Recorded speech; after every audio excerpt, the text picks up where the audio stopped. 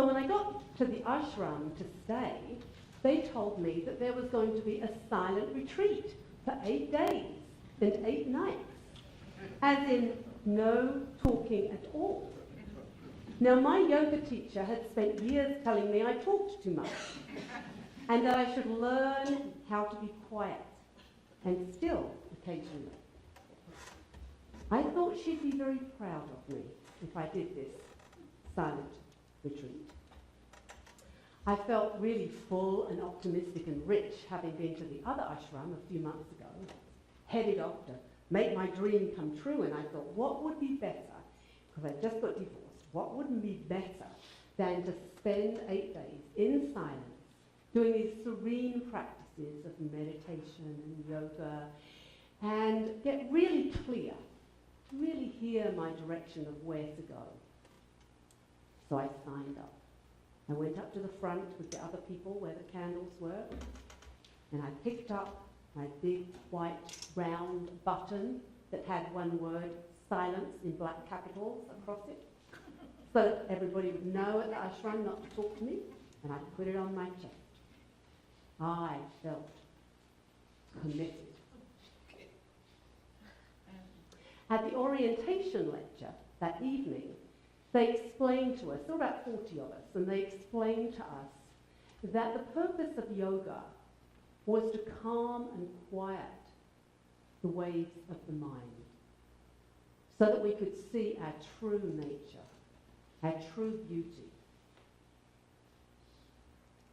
Just like the surface of a lake, when it's very rough and you look in there, your face is very fragmented, everything's woo-woo. If the lake's very calm and smooth, the reflection's clearer, right? Makes sense? So the idea was to calm the mind so that we could see truth, reality, our own perfectiveness.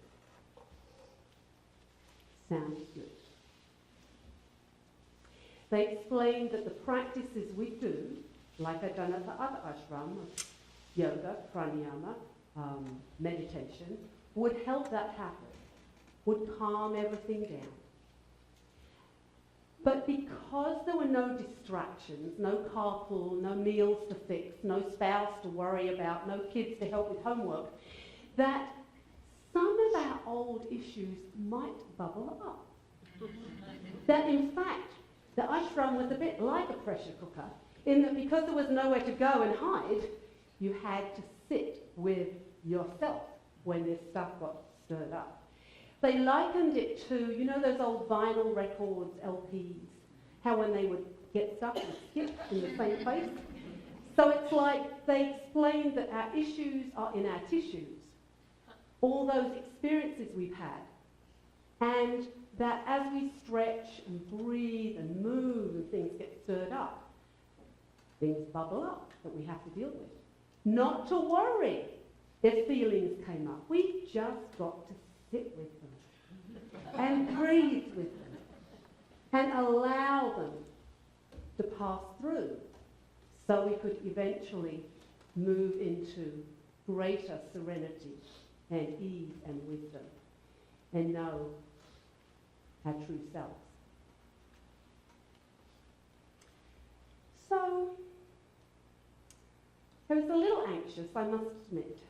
I was used to people being impressed by my very English accent back then, 25 years ago. And to think that none of these people would hear me say anything was a little humbling.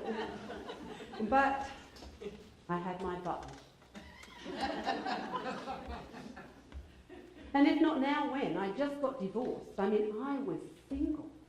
Oh, since I was 13, I had had boyfriends and lovers and live-ins and husbands back to back, and I was tired and I needed a rest. So this was my time to get clear about what I really wanted now. I went to bed that night really feeling like I was in the right place. I met Gregory the first morning.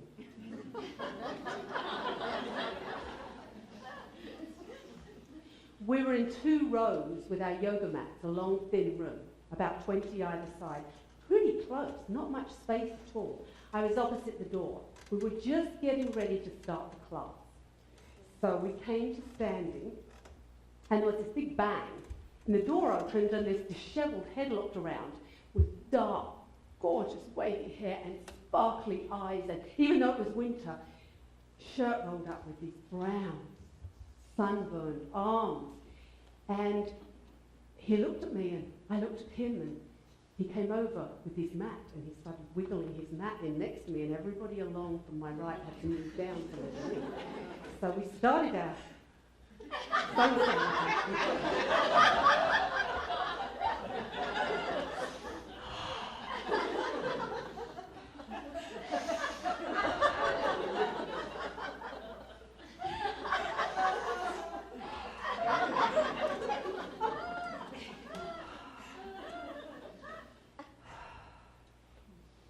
during deep relaxation. I'm not sure if he actually touched my hand or if the electricity jumped from one mat to the other. And I felt this tingling all the way up my arm.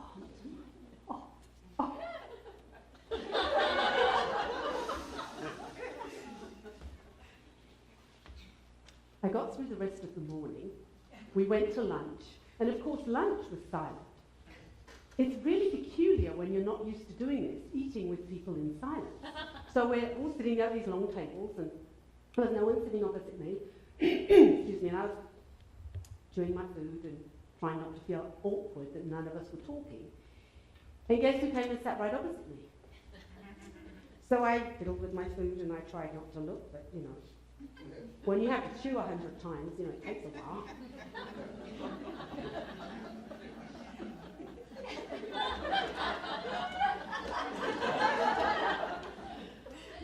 In the lecture that afternoon, I was sitting near the front, and I thought it was really interesting. Again, they were talking about samskaras, which is the word that they use for these places that get, you know, some old grief, some old rage, some old addiction that you haven't quite worked out yet. So I was really engrossed, but somebody tapped me on my arm, and I looked, and there was a piece of paper that they passed me, folded in half. So I opened it.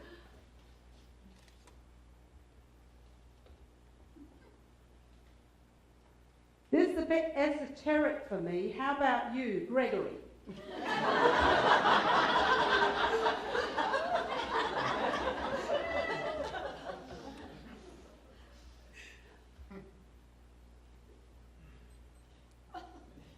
I saw you in the kitchen helping after lunch.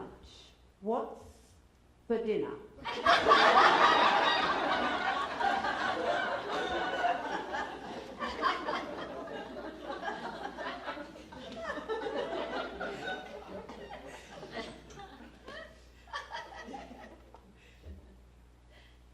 Carrot brownies. Dessert.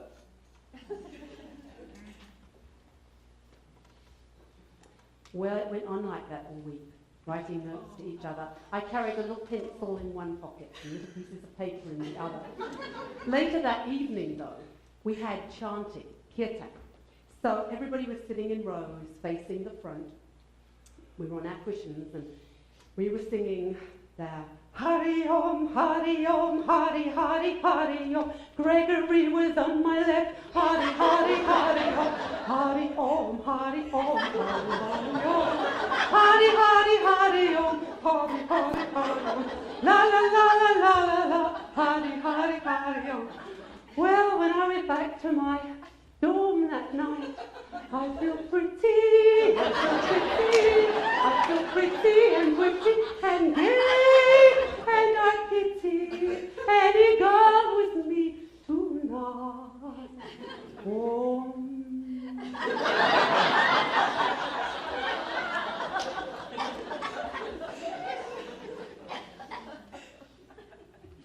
Next morning in the lecture, the whole group got told off.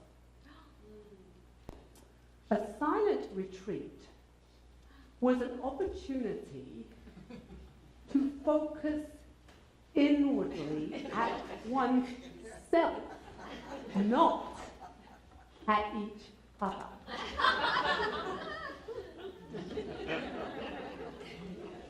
Somehow I made it through the rest of the lecture, but I felt killjoys, you know? I mean, this is the first man I've ever met who does yoga, you know? I mean, this is, and he said in his note that he's a chiropractor. I'm a yoga teacher, he's a chiropractor. So at the end of each lecture, we would sat in meditation. So I sat. Om Shanti. Om Shanti. Chiropractor. I think he said he was from California originally. California. Oh, that's why he's got those sunny eyes. Oh, but no, he said he moved to Alabama. Om Shanti. Om Shanti. I wonder if he's married. No, I looked at his finger. He didn't have a ring. Om Shanti. Oh, he's just about the right height. He's not too tall. Om. Breathe, Judith. Just breathe. Okay. We're breathing the same air. Oh. Oh. Is it that Irish spring soapy smell when he was next to me in the yoga? Oh.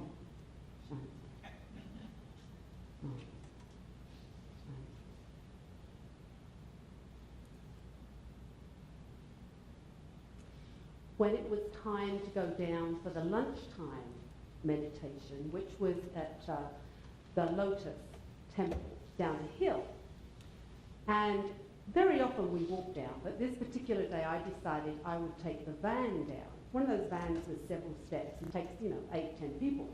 So I was sitting on the left, minding my own business, looking out the window, and waiting for the van to fill up. And all of a sudden, my neck did this, like all by itself, like it was a magnet pulled. And there, walking up the steps, was Gregory. And we just sort of stared at each other, and I just tingled all over.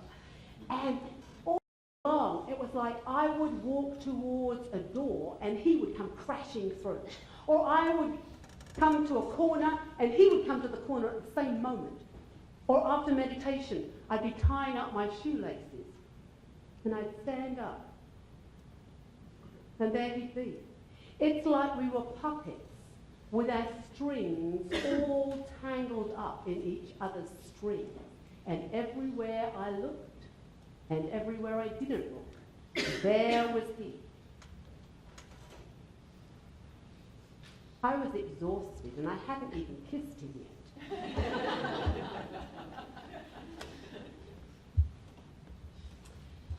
It came to be the 31st of December. In the morning lecture, they explained to us we would have a big, long meditation ceremony that night. Because if you went into the new year very clear on your aspirations and your intentions, then you had all this energy to bring them forth for the next year. So while we did our karma yoga, our chores, while we did our karma yoga, to be thinking about what were our aspirations, what were our goals, a true heart's desire for 1990.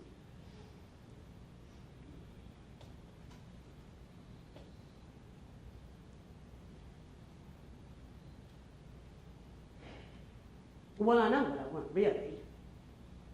I mean, who wouldn't? He's gorgeous.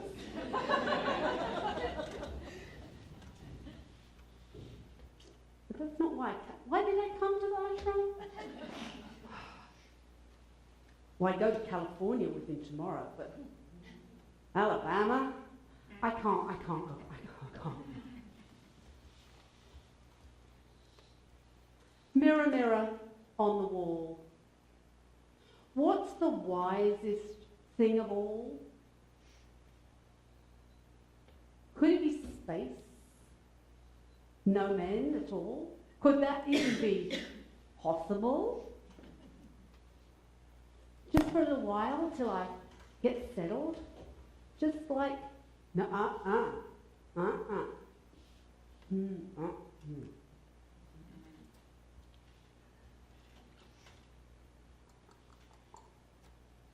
Really has been back to back for a long time. I'm supposed to be looking for my own, oh, that's right, my own place. My own place, on my own terms, creating my own life, my own home, finding my own place on my own. Okay.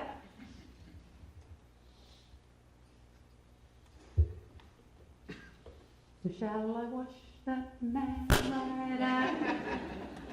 So should I wash that man right out of my hair? I'm gonna wash that man right out of my hair and send him on his way. Well, I knew I had paper and pencil with me, so I decided that I would write a proclamation that I was going to move forward on my own and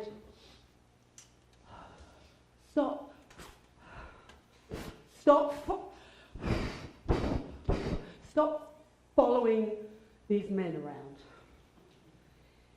I, Judith, Valerie, 31st December, New Year's Eve. I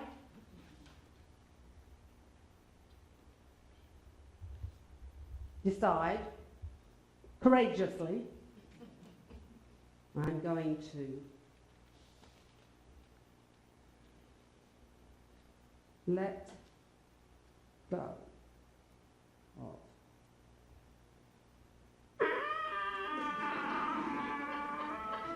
It's been so long since I saw someone I really, really liked.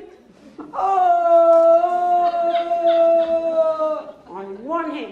I want him.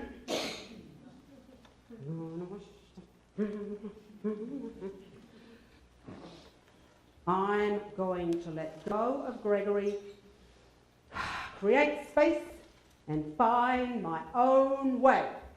Signed. Signed. J.V.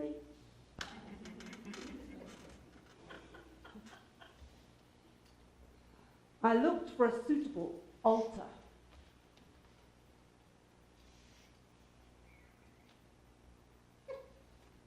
But all I could see, I had to go with what I had, right? So,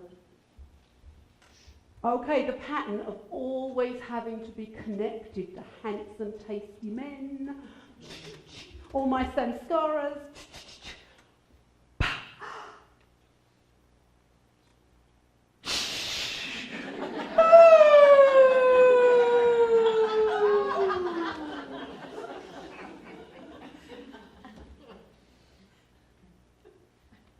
I feel grounded. I feel grounded. I'm astounded how grounded I feel. And I don't need anyone who isn't me tonight.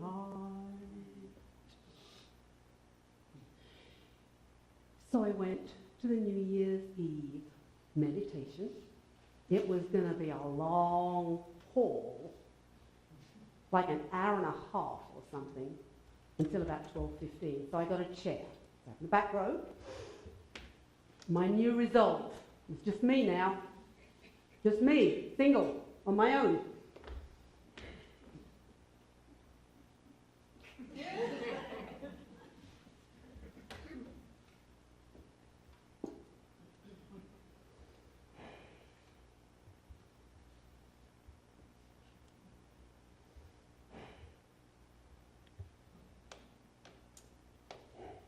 You know, this was really, really boring.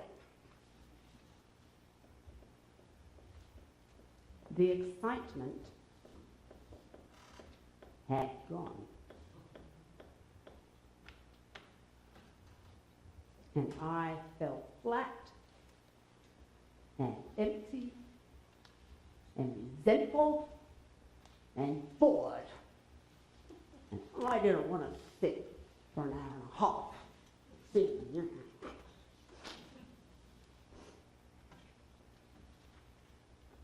Just another level of sense, chorus and distress. Just go back to your mantra. After a long while, finally, I began to doze.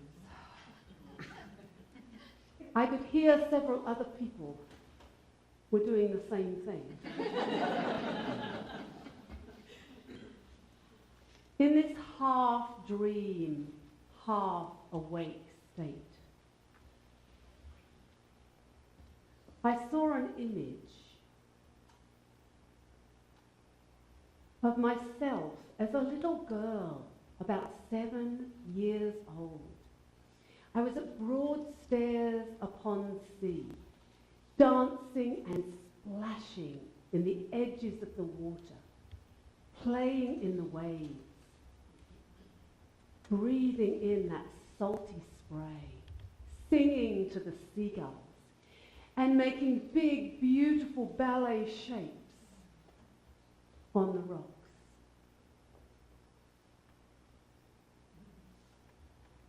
I watched this little girl. I loved those holidays.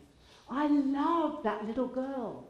I loved what she was doing and how she was speaking. She was so light. Oh,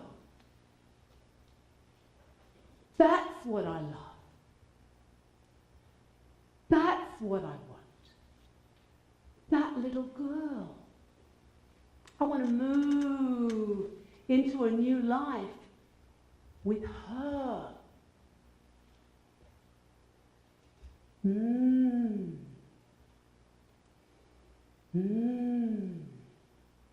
This is where the love is. The rest of the meditation was quite easy after that. I went into the new year knowing something really true about what I really, really wanted for my new year. The next couple of days, I hardly noticed Gregory. I suppose he was there, but our paths didn't really cross. The last day, at lunchtime, we were allowed to talk. I was chatting to this woman next to me who was from Raleigh, North Carolina, and she said, "Oh, well, if you come to Raleigh, I've just got separated. I got a huge house. You're welcome to stay with me as long as you want." So I do happen to be going that way. So she said, "Well, you're welcome to stay with me and check out the scene." And suddenly somebody came up and interrupted, and I realised it was Gregory. And he was asking if he could go for a walk with me. He seemed a little bit fussy, so I said, "Well, okay." So I got up and went for a little walk down the lane, and he started to talk. And he talked, and he talked, and he talked, and he talked. And I thought, oh my God, a week with this man, I would have been absolutely crazily insane. What he talked about was how when I disengaged from him and stopped giving him eye contact, he felt so rejected and so hurt and so lonely and in so much pain. And he realised that he was really upset about his new separation from his wife.